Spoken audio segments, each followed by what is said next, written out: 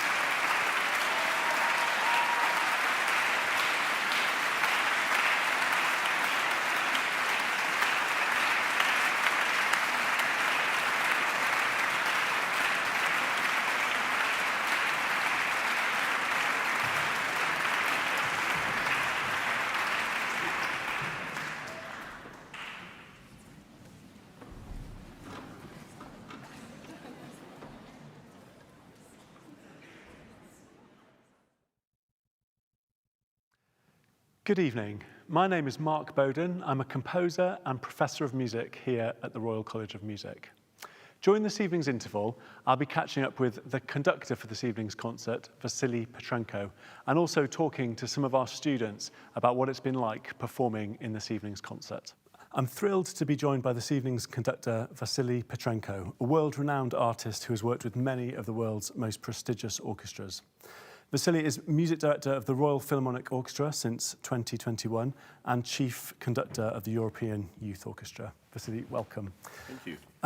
I just want to start off by asking you about your experience working with the RCM Symphony Orchestra. I believe this is your first time working with our students. How has it been for you working with them? It is a first time, but it's a great pleasure. I can see a lot of potential, a lot of bright future in terms of the personnel for the professional orchestras in the future.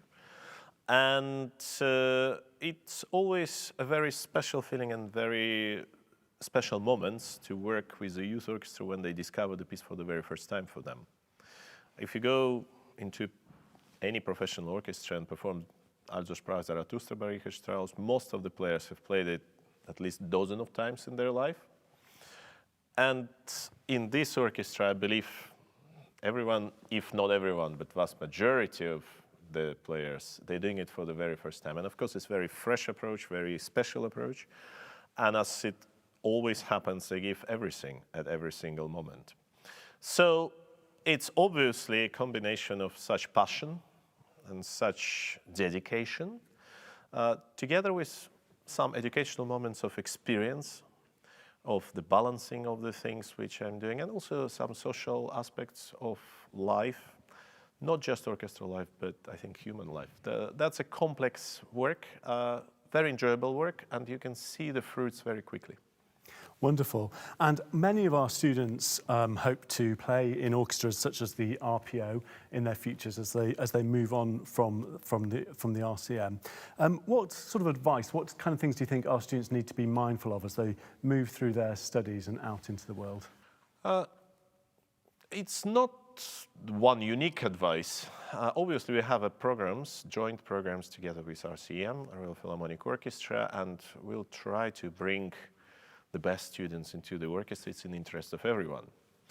The advice is to believe in yourself, and not just to RPO, but to many other orchestras, to not give up. Because life of musician is a beautiful life, but it's a tough life. It's, in most parts of the world, is hugely underpaid. It requires a lot of work. It requires a lot of listening, practicing, and all the aspects, a lot of traveling sometimes. And it also leads into unknown future sometime. But it is a beautiful profession, and it's a beautiful occupation because you play music. You're not sitting in front of the screen or computer. You are doing something beautiful, something incredible, collectively and individually. So my advice will be to believe in your faith, in your quality, in your skills. Take part on auditions whenever you can, and gain experience from them. You won't win all of them, but even if you lost, it's still the way and the path to success. Fantastic advice, thank you so much. I just want to turn now to this evening's programme. It's a fascinating programme, music from Poland, from Grażyna Bacewicz. We have the Saint-Saëns Cello Concerto and the Strauss Also, sprach, Zarathustra. Can you tell us a little bit about how you go about preparing for a mixed programme like this? Well, they are mixed pieces, of course, from different epochs, from different countries, and from different backgrounds. But in a way, they're all united. Grażyna Bacewicz, she was writing it in Poland, this overture, under Nazi regime. And for her, there was the way how to express her hopes for victory and for the better future and for the better energy without being punished. Yes. Through the music, through the musical codes, through the bursting energy, positive energy, at the moment when most of the culture in Poland was oppressed by the German occupation. Strauss Also, sprach, Zarathustra is based on the Nietzsche philosophy, which then unfortunately, this philosophy was taken, this idea of Übermensch, in many ways was taken by the same Nazis on the flag. They interpreted it wrong, in my point of view. But there's a connection through Nietzsche in some ways. And also, Also Sprach, it's about the different aspects of life, about our path through the life, and about our values. Our human values, our humanity values, and our universal values. Zarathustra, as a prophet, he goes through different stages of his life, trying to find what is the happiness. And at the end, in Strauss' piece, he dancing his way to the stars and disappears in the universe. So Strauss was asking the questions, what is the subject of happiness in our life? Even if you are almighty, even if you know everything, you still need to find this happiness. How shall we live our life? Do we have to be attached to the moment and dance our way through the life?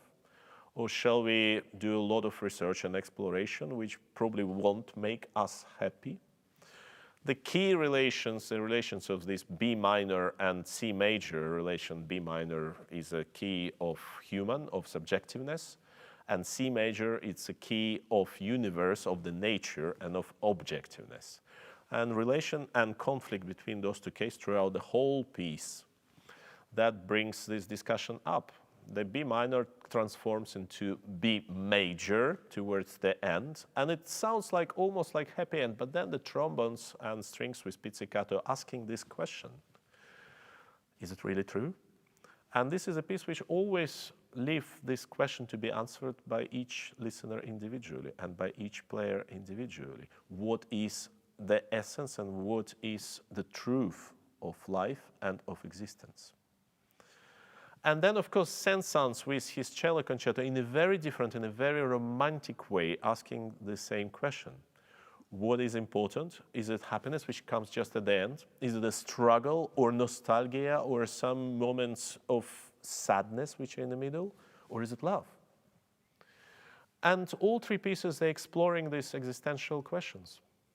Either under oppression, either at the moment when you're trying to become an Übermensch, or at the moment when you're just trying to find your way through the romance and through the different stages of life. Thank you so much. Well, I know you're rushing off now to another rehearsal for a concert this evening, so Vasily Petrenko, thank you very much. Big pleasure. Thank you.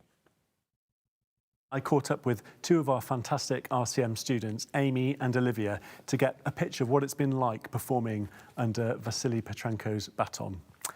Olivia, could you tell us a little bit about how your experience has been studying at the RCM? I believe you did your undergraduate studies here, and now you've come back for postgraduate studies. Yeah, so 6 years, quite a long time. But I've loved it, actually. It's very diverse. Like, there's just so many different opportunities, whether it's, solo concerts, chamber music, lots of orchestra, and then lots of very unique projects as well amongst that. Yeah, obviously there was the pandemic midway through my undergrad, so things kind of were on hold. So I'm very grateful to obviously come back for postgrad and kind of fill in those gaps where I may have missed out. Yeah, so it's been really good overall. Fantastic. And what have been some standout moments for you, performance events? I think for me, just because I love orchestra, some of the orchestral concerts have been really, really great. We did Shostakovich with Zachary Oramo last term, and I really, really enjoyed that concert. And also we did a choral concert of Alexander Nevsky. I think that was 2019. Yeah, that was another one I really, really enjoyed. Wonderful, thank you. So Amy, coming back to the bassoon then, obviously the bassoon is a fantastic instrument and one that we all want to see flourish and do well in the future. What would you say to young musicians thinking about choosing an instrument and perhaps some of the great things about playing the bassoon? Ooh, I think it's a really lovely instrument and it's not as tricky as people suspect. Yes, there are lots of different fingerings. So for example, for one note, we have up to like 12 plus different fingerings. But actually compared to other instruments, it's not so difficult to make an initial sound. So for example, I'll occasionally swap instruments with friends just for a bit of fun, pre-COVID, and I can't actually make a decent sound on the flute without feeling very lightheaded. The oboe I find very pressurized here. And so I think, yeah, there are some more difficult things about it, but it's not as tricky as people think, really. It's something that you can get going on straight away, Exactly. making music on. Exactly, and we've got some gorgeous pieces. We're playing some Saint-Saëns actually, and he wrote the most beautiful bassoon sonata. Yes. Yeah, absolutely. Wonderful. Thank you, Amy. Olivia, think about the programme this evening, the Bacewicz, the Saint-Saëns and the Strauss. Can you tell us a little bit about the pieces and what they mean to you? Yeah, well, actually, the Strauss, this is my second time playing it. I actually played it as a teenager in the National Youth Orchestra. And I think for that reason, I just have a lot of nostalgia about the piece. I really, really love it. Strauss is so amazing at writing for strings as well. So the parts are very challenging, but they're not so challenging that they're unplayable. So it can be very, very rewarding to actually get your fingers around all the notes. And then when you perform it, yeah, it's very satisfying. Yeah, and the Bacewicz is also very satisfying in a different way. I mean, it's really fast and there's so many notes, but it's really, really nice to be playing a piece by a female composer. I didn't know her music or this piece before this project, so it's been really exciting to explore that. And then the Saint-Saëns is, well, also quite, emotional, but as a violinist and accompanying, it's a nice kind of interlude between the craziness of the other two pieces. So that's been my experience. Fantastic. And Amy, could you tell us a little bit about the bassoonist's perspective on this evening's programme? Sure. So what I really like about the Strauss is that he treats the bassoon as an equal to the other woodwinds. So all the tricky passages you see in the flutes and oboes and clarinets also end up in the bassoon. That is absolutely lovely. With the Bacewicz, we end up we've got some lovely lyrical bits in the andante in the middle of it, but we also get to enjoy watching the really tricky string parts and the really tricky clarinet and other woodwind parts. So it's a very nice balance. I also enjoy the Saint-Saëns, and what makes that slightly challenging in a sense is that we've got so many different things to be aware of. So we've got a conductor, we've got the soloist, and with an orchestra of this size, it's really about finding a balance as to where your awareness is and to be very aware of how your playing translates to what the audience hears. So there are times in this programme where we've got to play slightly ahead of actually what we're hearing, because if I play with the string parts that I'm hearing, then to the audience it will sound late.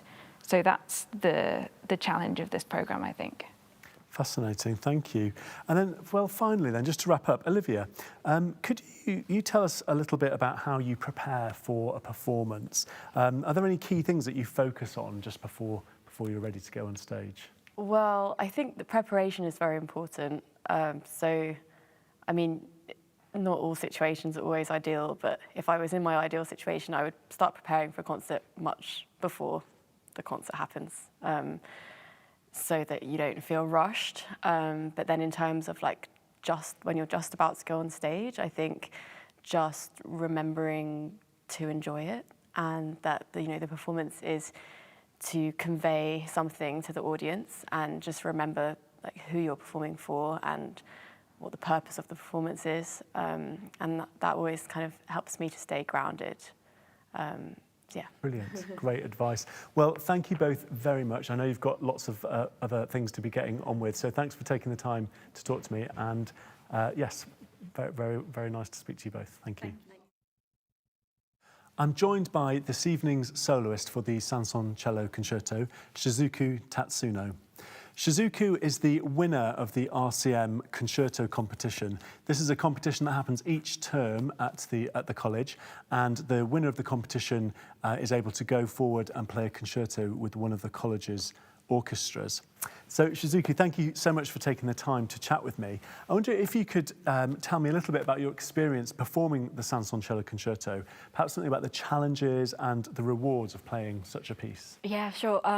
So I have played this piece a long time ago, and so basically I had no idea how to play cello properly, but I played, and then now it feels so different to play, and then also in this big stage and big people, really this large number, of orchestra. It's first time for me, so I was so excited. Also challenging how to play with them, how to balance with them as well. But so far it's working so well, and I'm so excited. Wonderful, thank you.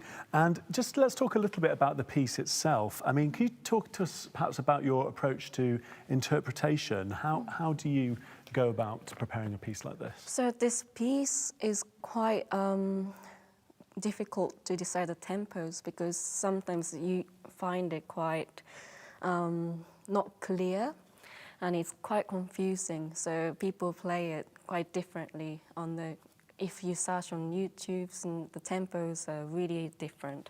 So this time we have a short time to rehearse this, so yeah, it was quite hard to catch up with the tempo, especially. But yeah, it's so emotional as well. So I think I'm feeling the emotions with orchestra this time, so I'm so happy. Wonderful.